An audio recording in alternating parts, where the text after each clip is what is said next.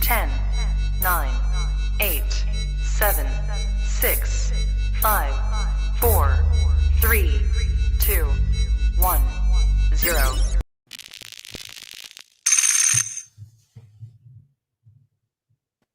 All right, welcome back to another edition of the Rising Coaches Podcast. Today we're joined by South Alabama head coach Richie Riley, coming off straight from a 6-game win streak. Coach, what's up? Hey, it's great to be on. I appreciate you having me. Thanks for being here. It's good to not be playing today, man. We played 5 games in 9 days, so I'm just glad we're not getting ready to tip it up here at lunchtime. Well, I'm glad you're here with us today on your semi-off day. I guess you guys still practice this afternoon, but at least you're not going over scouting reports and getting ready to tip it up tonight. So, no, for sure, we'll be a little lighter today. We've been playing with basically 6 or 7 guys all season long, so I better not press them too much coming off 5 games in 9 days. So we'll be a little bit lighter as we get ready to play this weekend. Well, this is really good podcast scheduling on my part, right? Because if I would have caught you 2-3 weeks ago, when you guys are sitting at 2-5 and trying to get it going, I probably would have gotten a different Richie Riley, but 6 in a row and in first place, you got to be feeling pretty good, right? Yeah, there's no question. I would have been in a little bit different mindset a couple of weeks ago, but our guys have really played well and proud of them. We've been able to, as we took over first place on Saturday when we won at Troy, and getting better. We're not nearly to the finish line yet. We got a ways to go. We got to keep getting better, continue improving, but we are making strides. And I joke around, we're at least following the right map now. Early in the year we were looking at the wrong map, so there's no way we could get to the final destination. We're finally at least understanding what goes into winning and playing pretty well right now. What was like the biggest factor that got it turned around? Did just like a switch flip for your guys, or did something in team meeting behind closed doors? A little bit. It's been an odd year with COVID. It's been an odd year. And for us, we've been able to, thankfully stay safe and we've not had any issues as far as pauses, but it has been issues mentally. And we had some new guys, and it took us a minute to kind of come together and understand what goes into winning. I think that's the biggest thing. I take a lot of pride. Our teams usually play their best basketball late in the season. Last year we finished on an 8-game win streak, and then got shut down because of COVID. We were in the semifinals of the Sun Belt tournament. And then this year we've won 6 in a row, and closing in, we got 4 more regular season games left, and then obviously the tournament. So we usually play better late. I think it's a product of, I got a really good staff, and we put a lot of time into it. So we usually improve as the year goes on, and hopefully continue to hit our stride and play well these last 4. Burn the boats. Right? Yeah, burn the boat. Yeah, that's how we live down here. It's how I've always been. It's a lot of places you have, the motto of your team. It's kind of, just stuff on a shirt or on the wall. This burn the boats is really near and dear to me. It's who we are, and that's who I've always been. I love it. All right, Coach, let's kind of talk about your coaching journey a little bit. If you can jog your memory and go back to the days where you were trying to break in. Your first jobs were Georgetown College, which great job, by the way, Hawaii Pacific, and Pikeville. So you really got you cut your teeth at the small college level, NAIA. What did that do for like your mentality, and what did that do for like your growth as a coach? The biggest thing it did for me is it helped me learn the craft of coaching. It helped me to know what I was doing. And that's something I preach to young guys all the time is, when you get your opportunity, you have to be prepared to make the most of it. And without those experiences, I would not, when I got to Coastal Carolina, I would not have known what I was doing. And it would have taken me a long time to figure it out. But I started out, I was a volunteer at Georgetown College while I was still in school at Eastern Kentucky. And I would drive 40 minutes one way every day for practice. And I was a glorified manager. I swept the floors, drove the coaches wherever they wanted to go, picked up their lunch. And at the NAI level, as far as recruiting goes, like volunteers like me could go recruiting So they didn't send me out after any players, but they would let me drive them. So I would get to sit in the gym and, watch games and get to meet people and do all those things. So I was always willing to drive when they would let me. And I would go with those guys, the assistants or Coach Osborne. And I was there for a while. Then I went to Hawaii Pacific. And the way that deal went was Kurt Young, who's on my staff now, he's director of scouting for me now, was best friends with Kelly Wells. And Kelly had just become the head coach at Hawaii Pacific. And they had a spot that was only paying $8,000 a year. And so, no, there wasn't a long line for the job. So I told those guys, I'd love to have it.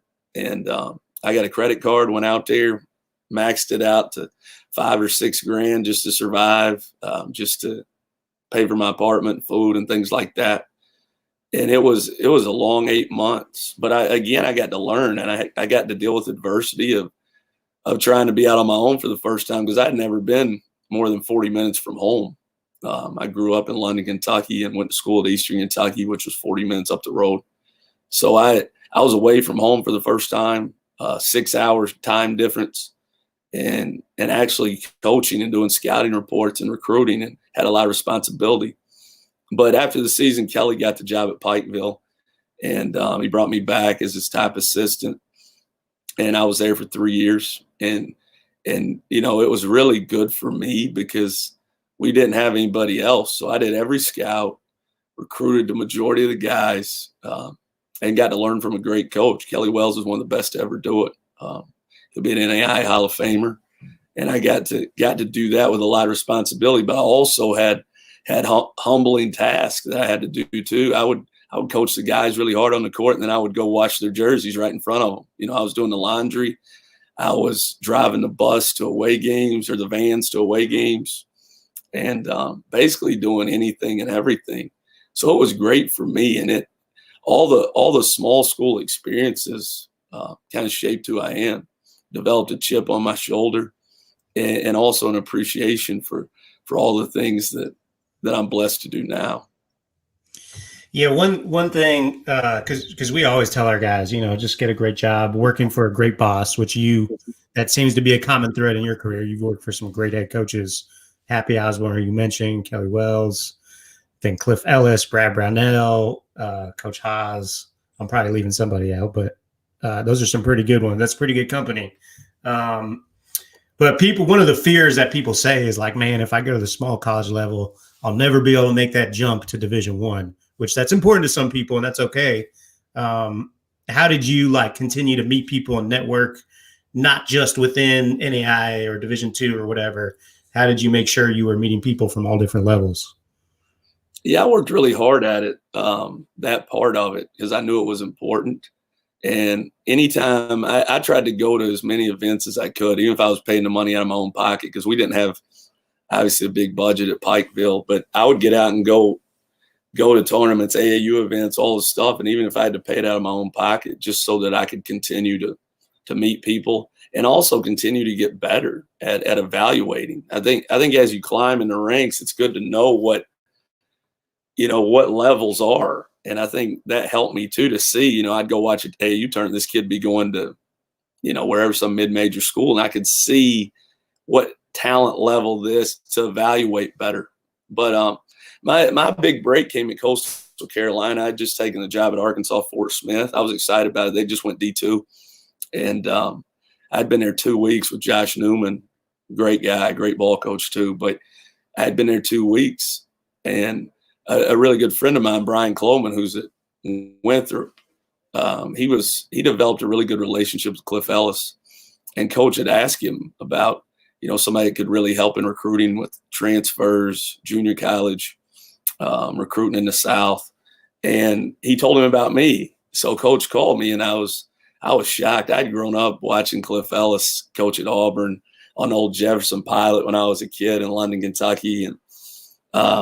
And he was National Coach of the Year and a future Hall of Famer, in my opinion.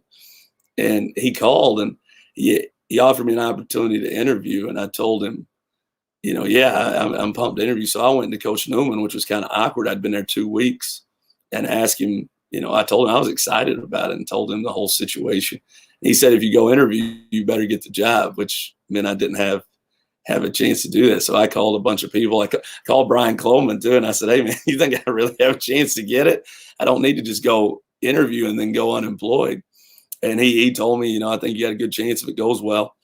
And so I told Coach the whole situation. Coach Ellis told me not to go, told me not to come down there and interview. And I thought about it for it's probably 24 hours. And I went in, I turned my letter of resignation in to Coach Newman and got in the car, drove 15 hours and interviewed. It was a 2-day deal and ended up getting it about 4 or 5 days later. So it was a big relief. And that was, it's one of my burn the boat stories. I burned the boat. I didn't have any option except to succeed. And if I didn't, then I was going to be jobless and basically starting completely over. So luckily I got the job. Coach believed in me, and we had a great 2 years there. And then things have been going pretty fast ever since. Yeah, they have. Okay, you mentioned something while you were telling that story, talking about transfers. You were really kind of ahead of the curve. Of course, now every program in the country has got multiple transfers on their team, but you were really ahead of the curve on that and started really recruiting transfers heavily. I don't know how early you started doing that. Maybe Coastal Carolina was 2012 for you? It was, yeah, 2010, 11 maybe, something like that. But yeah, I've always tried to be ahead of the curve in recruiting. I feel like we went through a wave there when I was at Coastal, Eastern Kentucky, and UAB, where there was really a market to get into junior college recruiting. Those guys were really impacting the game. And we had, when I was at UAB, we had, I think, 4 all-conference USA guys that were JUCO guys. At Eastern Kentucky, they went on that run with Corey Walden and Cozy and those guys and won it in three straight 21 seasons. And then at Coastal, we had some really good JUCO guys, and I kind of built a brand with that at the time. And then I could kind of feel it was shifting. The transfer market had become way more prevalent. And I'd been doing that at Pikeville. When I was at Pikeville, we signed something like 18 transfers in my 3 years there. Sure. And yeah. Back then, the difference, Adam, back then is at the NAI level, you could get a transfer that was like a mid-major guy that averaged like 12 a game or something.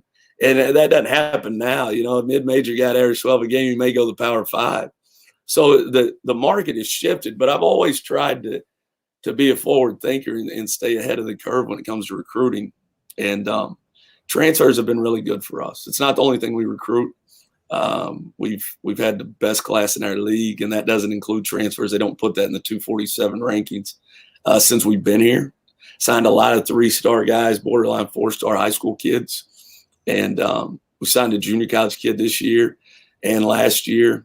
So we're still very involved in JUCO hoops. But transfers are what we're known for. We've signed a lot of really good ones. We've got the leading transfer scorer in the country right now, Michael Flowers, transfer from Western Michigan, averaging 21 a game. So we try to develop a brand, a niche. I think for young coaches, it's important that you have a niche. You don't need to be one-dimensional, but you need to have a niche that people can grab a hold of when you're trying to get hired for these jobs. And they know what they're getting. That's what I try to be as an assistant. Like, I try to have a niche. If I can come in there and get you guys that are gonna be program changing dudes and help you have a chance to win the league. And I think that helped me be able to move up pretty quick in the profession because I always had that niche, and I always was lucky enough to deliver, because some of it's luck. It's not an exact science. There's a lot of I'm certainly not batting 1,000. I wish that I was, but I've been able to get more that have really been good players than I've missed on. I think that's the key as an assistant or as a head coach. Yeah, and it's one thing to recruit some good players, get a talented roster, but you also have to coach them and adjust to them. And when you're dealing with transfers, their timeline and their mindset is probably a little different than your typical freshman or even a junior college kid. How have you been so successful at coaching a team with so many transfers and JUCO, a mix? Yeah, I think it's my personality. I try to recruit kids that fit my personality. They're going to be successful there. I think it's number one. I think a lot of guys just take guys based on their talent level. I try to get guys that are going to be able to really be successful with what we do here. And I'm brutally honest with kids. I think that's the only way to be. Sometimes they don't like me for it, but they appreciate it in the long run. That's how I coach my guys. That's how I recruit them. I'm very honest in the recruitment process. So when they get here, there's not really any. I mean, I tell them, I told you I was going to coach you hard. I told you we were going to work really hard.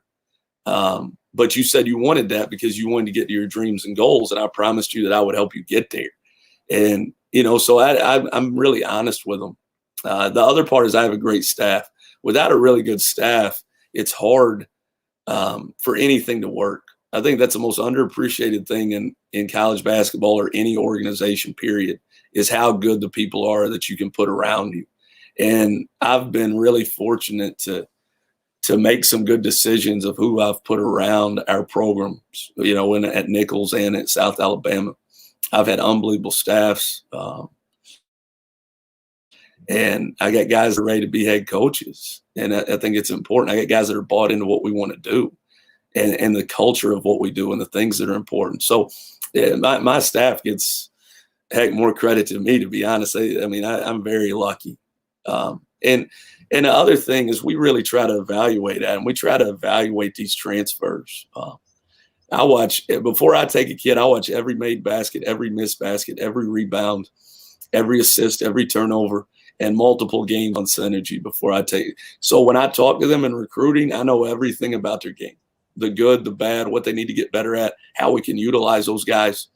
And I think our work level to get these dudes, not only how many calls, we're putting in 1 million calls and text and FaceTime and just being creative with our approach.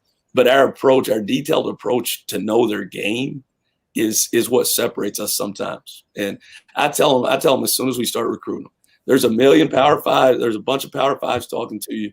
There's this, there's that. You can do all that. It's fine. I'm telling you right now, when you look at what we've done with transfers, the success rate, how we do things here, we're as good, if not better than anybody in the country with what you're looking for. And I always say, don't go to a foot doctor for brain surgery. That foot doctor is really intelligent. He may have a nice building, may have all that. That's great. It doesn't make him a bad doctor. Doesn't make his setup bad. But you're not looking for that. These transfers are looking for a certain thing, and we do that here. And I think that's what's allowed us to get some guys that, quote unquote, people say that we shouldn't get. Okay. I love that you gave me the recruiting pitch there. That's great stuff. But you can say that now because you're like 5-6 years in, but like your first head job is at Nichols State, which first of all, like a lot of people would have passed up on that opportunity because they don't have this great tradition of success. I want to know like what the recruiting pitch was then, because that first year you got a bunch of really good transfers there at Nichols. And in year 2, you guys win the league, which is unheard of. Like that doesn't happen at Nichols State. I don't know my Nichols State history. Maybe apologies if they had a golden era in the 80s or whatever. But you know what I mean? Like it was a quote unquote bad job. First of all, like what made you jump in and take it? And then like, how did you convince and get everybody on board with your vision early on there? Yeah, it's a great story, actually. I'm glad you asked me about it because Nichols State will always be special to me, man. And you're exactly right. They went to the NCAA tournament in 1998. They had one winning season in 20 years prior to me getting there. And I'll take you back, though. After my first year at Clemson, I went to the finals of the Northern Kentucky job. And everybody knew it was an unbelievable job. They had just made the transition from D2 to D1. Facilities crazy, great location, just a great opportunity. I went to the finals. And it's funny, the finals were me, John Brannon, and Laval Jordan, and we were all there in one building, interviewing at the same. It was one of the oddest deals, but that's how it went. And John got it, obviously, and they made a great decision. He was incredible. And he stays at Cincinnati now, and he'll do great there too. But anyway, I was crushed because I really felt like I was going to get it. It was the first interview I'd ever interviewed for assistant, all the assistant interviews I'd gotten. And so that was my first taste of rejection. So I came back off that And I went, and that spring I got to do the extended part of Villa 7, back when Villa 7 was going, and that was interviewing in front of ADs, and they film you and they pick you apart. And I look like a clown. Like my body language, how I presented myself was not good. and I saw it on film, and it's like our players. That's the best teachers. They see themselves on film. So anyway, after that, I told myself, I said, I'm going to be a head coach in a year. And Coach Brown used to give me a hard time because he was like, you need to wait. You don't want to be a head coach too soon, because then you got to stay a head coach, the rest of your life. Then you don't want to be an assistant. So he would tell me that. So anyway, we get to the spring, and I see, how coaches are, man. You're always on Twitter. You're addicted to Twitter. So I was on Twitter nonstop. Still am. My wife hates it, but I'm on there nonstop. So Nicholls State, as soon as somebody gets let go, it's all over Twitter. And I had no clue about Nicholls State, where it was at. No, nothing. I just knew it was a Division I school. And anyway, I got on immediately, got on the internet, started looking who was there. And a guy named Andrew Kearney was their compliance guy. And I recruited him at Hawaii Pacific. I think he's actually older than me, but I recruited him when I was at Hawaii Pacific. And so I called somebody that I knew would have his number. I got his number. I called him and I said, hey, man, this is Richie Riley. I'm at Clemson. He was like, yeah, I know where you're at, man. Yeah. And we started talking about him recruiting me. Me recruiting him. And I said, man, I would love to be the head coach at Nicholls State. He was like, why? And so we talked about the job a little bit. He went to his boss, Rob Bernardi. So Rob, out of courtesy, called me and said, we're going to hire a Louisiana guy. That's kind of how it has to go here. If not, it's just hard to be able to do anything. And plus, you're a high major assistant. Our budget's so low, And I told him, and I just rolled the dice. I said, if you want to keep doing what you're doing, then do that. If you want to change the program and go win, then give me a chance. And he thought about it. And next thing you know, he called me back and offered me an opportunity to come interview. So me and my wife drive down, and my son Reese, we had another one on the way. Rock was on the way. So she was pregnant. We're going through swamps, man. It's like swamps on each side. If you veer left or veer right, like you might not come back from it. And she's like, what in the world? So we get to the town, and it's just one straight shot right into, there's nothing really. And anyway, I interview. They tell me the budget. We had a $1,000 recruiting budget, period, $1,000. Top 4 lowest budgets in the country, Division I. And at the end of it, we talk about it, and they say they're going to let me know. And we leave, and Jess was like, well, that was fun. We're obviously not going to do it, but it was fun. So I get back, and they call. It's on a Friday, and they offer me the job. And I tell them I got to talk to my wife. I talked to her for an hour, and I'm like, no, we're not going to do it, So I call and I say, I appreciate the opportunity. I'm not going to do it. So they call back, and really get one of my best friends in the world now. His name's Quinn Strander. He lives down there. He runs oil. He's a big time dude. I had met him when I was down there, and he told the AD, he said, tell him we'll give him $20,000 more. And I was taking it with the 20,000. I think it was 80, 85, 90, something like that, $1,000 pay cut from Clemson. But when they did that, it changed my whole mindset. And I was sitting in a gym. It was April. I was sitting in a gym in Atlanta, Georgia, recruiting for Clemson. And when he called and told me that, and it changed my whole mindset, because $20,000 for them was like so much more money for some other school. So I called my wife, and I looked around the gym. I looked at everybody in there, all the assistants, the head coaches. And I said, it's like win the lottery to become a Division I head coach. It's so hard. I understand this job is like, people say it's impossible. I talked to Shaka, who's one of my mentors, and he told me, you don't need to do that. You can get a better, all this stuff. And I walked out of the gym. I called my wife, and I said, we're going to do it. And she almost cried. And I called her and I said, I'm coming. And I took the job that night, and we went down there. And thankful I have such a special wife, because a lot of people might have divorced me, because we had another kid on the way, and we were leaving a lot of money on the table. But I burned the boats, bet on myself, and went down there with a $1,000 recruiting budget, fundraised like crazy, and just worked really, really hard to give us a chance. So it wasn't really about the money. It was that extra 20,000 just showed their commitment, which is what got you fired up about it. I think we lost Coach Riley here for a minute. Coach Riley, can you hear me? I got you now. Can you hear me? Okay. Yep. No, I was saying when it came to recruiting, I tried to keep the same confidence that I've always had. And my biggest sell with those kids is, with Roddy Peters and Tavon Sadler, the 2 big-time transfers that we had when we first got there, signed them that first summer. And they set out a year, and they ended up being all-league guys and ultimately won the league. As I told them, I said, man, you're coming down here to try to make your dreams and goals come true. They had both been around the block a little bit, been a couple different places. And I said, don't get caught up in the gym. If you're signing to come play at a nice gym, this ain't it. If you're signing to come play somewhere with a bunch of stuff in the town, this ain't it. But if you're coming somewhere where you're going to play for somebody that's going to do everything in his power to help you get to your dreams and goals, relentlessly push you so that you get better as a player and as a man, and come somewhere where you can actually change a program, then it's here.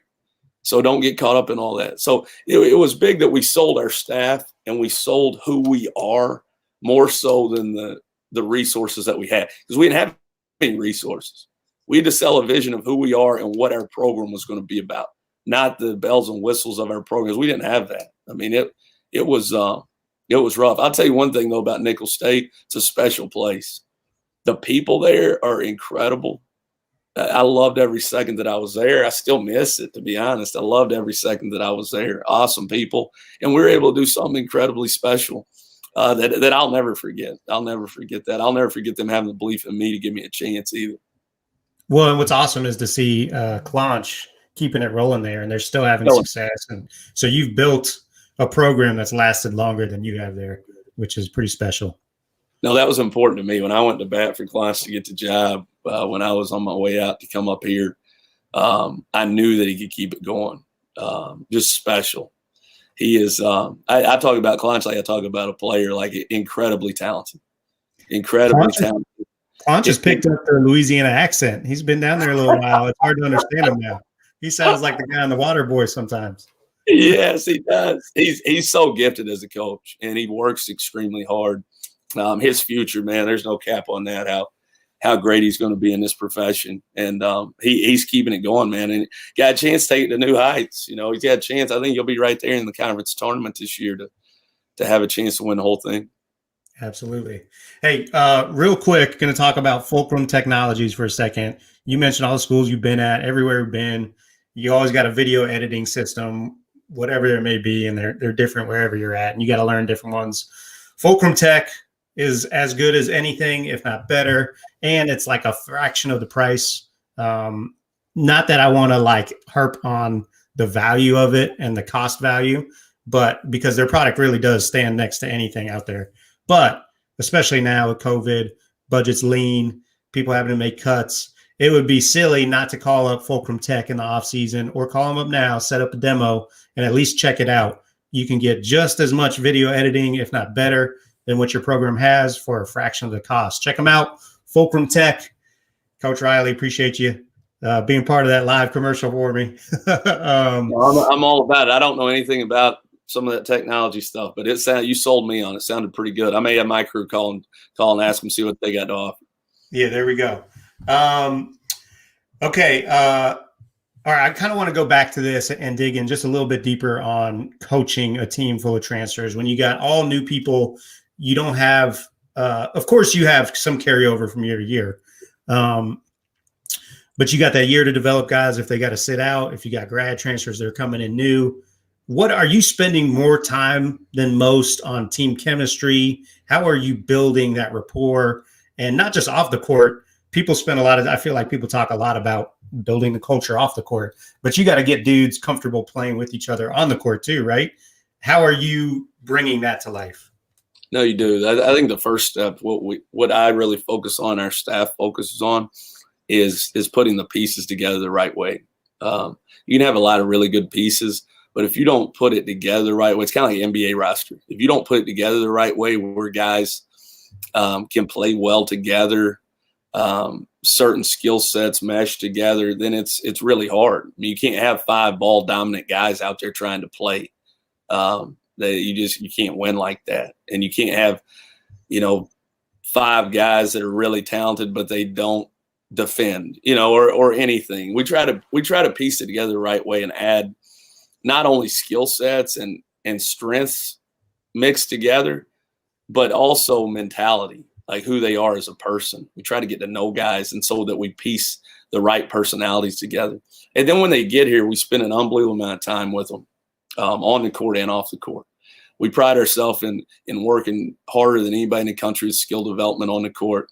We pride ourselves in being the most conditioned team. I think it's paid off this year because we're playing with 6 guys.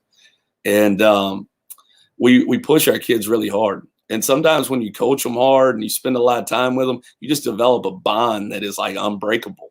And that's what we try to do. We try to have that relationship with our kids that's an unbreakable bond. So that, because you're going to have adversity, you're going to have, I don't care how well you think you piece it together, you're going to have some adversity, and you can't attack that adversity if you don't have those relationships built in. So I think that's really important. We try to do so. COVID year has been hard, but we try to do so much stuff off the court, team building things. We spend a lot of time with our guys, and again, my staff is incredible at that. As a head coach, I try to be the best that there is, spending time with their guys and having that relationship with them. But my staff is on another level when it comes to that. Our kids have a high level of respect for them, and they know that they have their best interest at heart. And I think that's the biggest thing with transfers with anybody, but especially transfers, because a lot of times transfers have struggled with, they signed somewhere, it didn't go the way they thought it would. There's already been some trust issues of, in recruiting, I was told that, so you're getting these guys and they already have that ingrained a little bit. So they have to be able to trust you, and they have to be able to know that you genuinely care about them. And we do that. And my staff relays my message at an elite level. They really, really do a good job of that. And they're there to pick up the pieces, because I'm really competitive and I coach with a lot of passion. I'm brutally honest all the time. And some days in practice or in the heat of a game, our guys might get a little bit frustrated with me, or might, get mad or down. And my staff does a really good job of being able to relay my message to them and keep everybody together. And that's been a staple of our teams. We've had a lot of transfers, really impact ones. But the staple of our teams are they're really together, and they genuinely care about each other. What's been your biggest growth as a head coach? I don't know. I got a long ways to go. I got a lot of areas I need to improve in. I would think my biggest area of growth is probably my patience, and my staff would probably laugh. I don't know if I'm wrong here, but they would probably laugh, because I'm not the most patient, but I am way more patient than I was 4 or 5 years ago when I became a head coach. And that's with everything. Used to, the smallest thing I would lose my complete mind. I remember being at Nichols, one of my GAs has been with me for all 5 years since I've been a head coach. He was a player for me 2 years at Nichols, and he's been here, we're in year 3 right now here. He's been here. And he talks about how much more patient I am with these guys than I was with him. I would lose my mind over anything. Somebody would have their jersey untucked, walking out on the court, and I would just completely lose it. Now I just, hey, tuck your jersey in, man. Or a guy would have an earring in, he forgot to take his earring out. I'll just lose it. I would make him run or something. Just set a fire that didn't need to be set.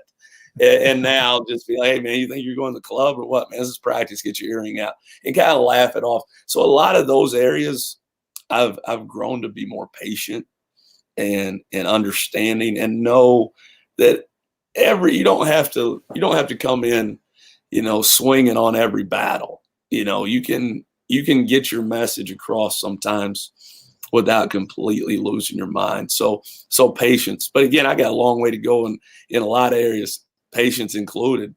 But I'm working on that daily. I tell our guys all the time, I'm still working on being the best coach I can be. I tell them to spend countless hours working on getting better and just be obsessed with that process. And I'm the same. I'm obsessed with getting better from a strategical standpoint, recruiting standpoint, and just overall running a basketball program standpoint. Okay, last thing I want to talk about here is you mentioned it. You're a forward-thinking guy. You were ahead of the curve on transfers. What's next? Obviously, you got some things coming down the pike with NLI in the next year or so. You got, I'm sure, in the next couple years, kids will be able to transfer without sitting out.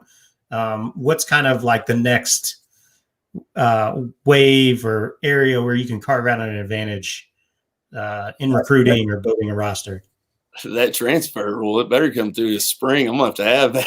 It better not be 2 years away. I need that.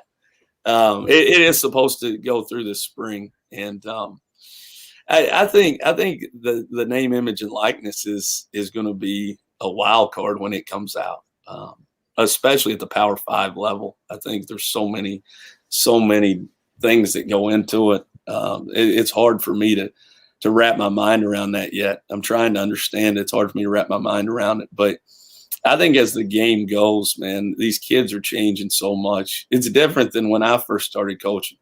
Their demeanors, what they know, what they don't know. I mean, these kids now, man, they know so many things going on in the world right now that when I was their age, I had no clue, man. Sure. I was doing just to get out of bed and make my way to class and figure out how to get back home before dark. I mean, it's like, these kids know everything. And I think in recruiting, we got to continue to evolve with how creative we are. The transfer market, I think, is something without guys sitting out is obviously going to be a trend. I think you'll see everybody from the Blue Bloods. I think the Blue Bloods will be in the market more than they ever have been. So I think we got to do that. But we also, you got to do a good job of not forgetting that there's players everywhere. I talk to my staff about that all the time. A lot of times, you get your best players when all the action's going this way. It's like a misdirection play, man. Everything starts going this way in the transfer market. You slide in and you get you a guy you shouldn't get at the high school level. So I think we've got to do a good job of being informed and continuing to be forward thinking and watching how everything with the ebbs and flows, man, because it's a never ending movement. And luckily we've always been kind of ahead of it where we need to be. And I think we will. Again, I have an incredible staff. So we're obviously very, very dialed into the transfer market, very dialed into the JUCO scene, and very dialed into the high school kids too. So, but the long answer anyway to what you're saying that I didn't say is I think internationally things are going to pick up. I think people are starting to really try to dive in internationally more than they were years ago. You had guys that were dialed into it. Gonzaga is obviously the king of it. But you got other places that have done really well with it. So I think you'll see more of a spread into international recruiting as well as the other ones. Did that Nicholls State $1,000 recruiting budget allow you guys to send people overseas to see firsthand? No, I'll tell you a funny story. I was recruiting a kid out at Cochise in Arizona at JUCO. And so I called the coach. I called Jerry. Great dude, man. Jerry Correll. I called him. And I was sitting there talking about this kid's game, like crazy when I was at Nicholls. I was like, I love him. He does this. He does that. He did this game, that game. And he stopped me finally. I talked for about 10 minutes straight. Probably he stopped me. He said, Coach, when were you out here? And I said, I've never been out there, Coach, in my life. He said, well, how'd you know all that? I said, man, I've watched every single thing on this kid on Synergy. I said, I've got a $1,000 recruiting budget. I can't afford to come out there. So I've got to recruit off this Synergy. And then I've got to do a good job on the phone convincing you that this is the right place for him, and then convincing him. And he loved it. He loved it. He loved that I'd put in that time. And he also loved that we were just scrapping, trying to find a way to be good. without money to do it. So no, we certainly couldn't go overseas. I couldn't even make it out to wherever that is in Arizona. So I wasn't making any trips over to Europe. Well, good thing the film doesn't lie, so you can do everything right there from your laptop. You're right. Well, Coach, I appreciate you taking the time. 6 in a row. Good luck keeping it rolling here. I think you got 2 or 3 left in the regular season. So we wish you the best of luck. I wish it was 2 or 3. I wish it would 4? go down.